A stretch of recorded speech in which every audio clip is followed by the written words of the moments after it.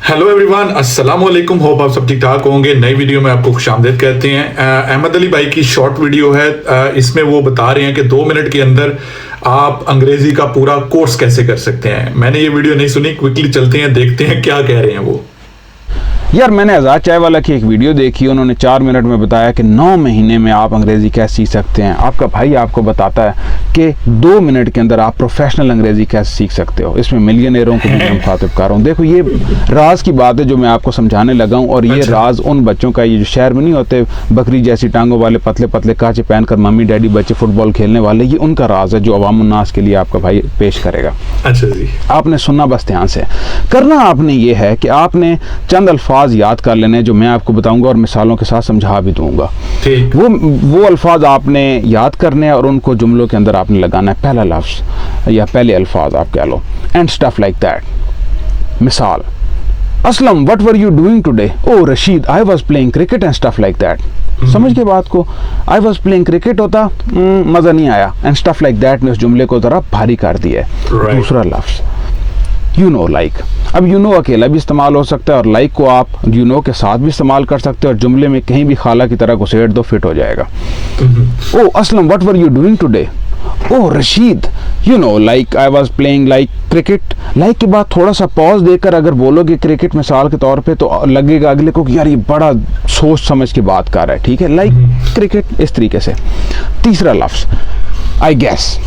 अब I guess से क्या होता है? आई गेस जुमले के एंड पे मोस्टली लगता है। ठीक है, तो आपने इस तरीके से करना है। मिसाल दे देता हूँ, Aslam what were you doing today?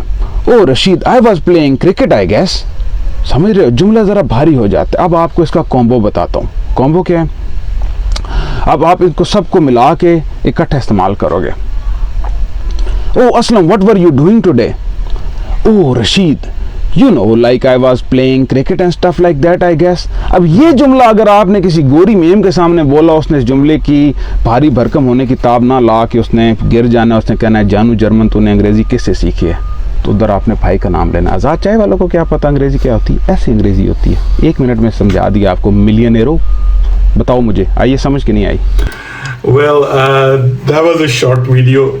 साडी भी अंग्रेजी बाहर आनी शुरू हो गई है।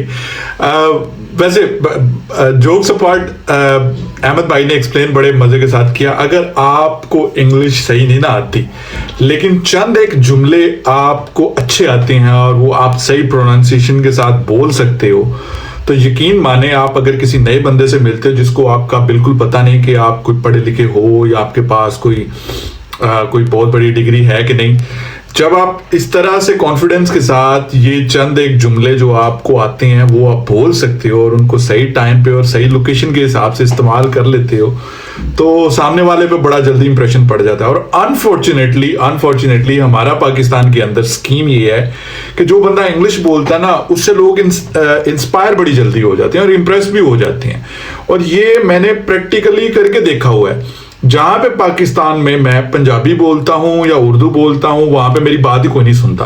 किसी दफ्तर में चले जाओ, कहीं और गवर्नमेंट ऑफिस में चले जाओ, लेकिन जो ही आप वहां पे जनाब इंग्लिश थोड़ी सी तड़का लगा के बोलना शुरू करते हो, तो सामने वाला बंदा जो होता है ना, वो आपकी बात अब ध्यान से सुनना शुरू हो जाता है कि यार ये बंदा तो को पढ़ा लिखा लग रहा है, कुछ समझदार लग रहा है, अब इसके साथ ध्यान से बात करनी है, कहीं पे कोई मामला खराब ही ना हो जाए। बट एनी हाउ, वीडियो को यहीं पे क्लोज करते हैं। इंशाल्लाह नई वीडियो में दोबारा मुलाकात होती है। अगर आपने मेरा चैनल अभी तक सब्सक्राइब नहीं किया तो काइंडली मेरे चैनल को सब्सक्राइब करें, बेल आइकन को दबाएं ताकि नई आने वाली वीडियो का नोटिफिकेशन आपको मिलता रहे। टिल देन टेक केयर, अल्लाह हाफिज, बाय बाय।